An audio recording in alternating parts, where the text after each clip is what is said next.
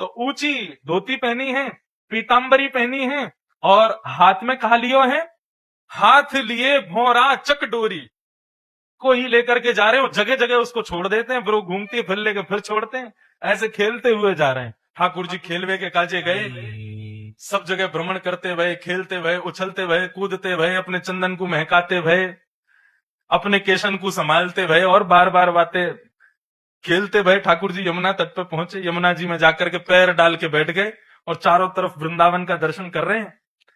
औचक ही, औचक कहते हैं चकित भाव से, आश्चर्यचकित हो गए ठाकुर जी ने। औचक ही देखी तहां राधा, जैसे ही देखे हैं देख करके मोहित हो गए ठाकुर। और ठाकुर जी मन में क्या विचार कर रहे हैं, भैया ये नेक्सी सी लाली कौन की है, ये इतनी सी कन्या कौन की घूम रही है, खुद भी नेक्से से ही है, ये यहाँ कहा कर रही है।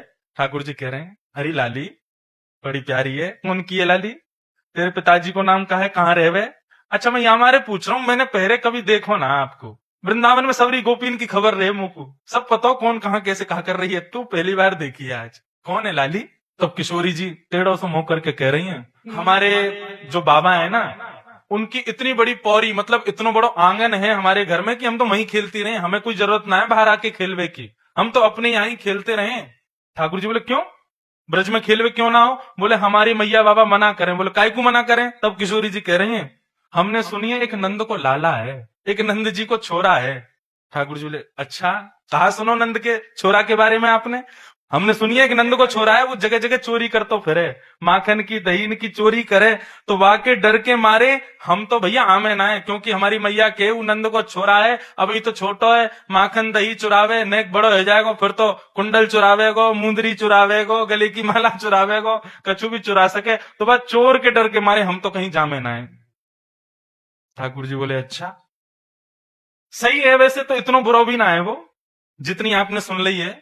बाकी किशोरी जी आप चिंता मत करो, वैसी कोई बात ना है, ये तो सब ऊंची ऊंची बातें ऊपर की सब लोग बनाए थे बातन ने। किशोरी जी बोली वैसे एक बात कहूं? बोले बताओ। बोले आपके नैनन की मटकाहट देख करके और ये बोलवे को तरीको देख के मुझे यूं लग रहा है नंद के छोरा कहीं तुम्हें ही तो नहीं हो। ठाकुर जी बोले हाँ हूं, मैं ही हूं नंद को लाला, लेकिन आप जो ये सब सुन के आई हो मेरे बारे में, तो हमने तुम्हारो कहा चोरी की हो, तुम्हारो कुछ चुराया हो? हमने तुम्हारो कछु चुराया तो है ना। लेकिन किशोरी जी मन ही मन कह रही है, बोले चित्त तो चुरा ही लियो है, चोर तो तुम हो नंबर 1 के, लेकिन दोनों की एक दूसरे से परस्पर बात भई है। और ठाकुर जी के सुंदर भाव सुनकर के किशोरी जी रीझ गई। तब ठाकुर जी कह रहे हैं चलो हम कछु देखवे चलें कि बातन के भाव में, बातन के जाल में बोरी सी राधा रानी फंसा ले।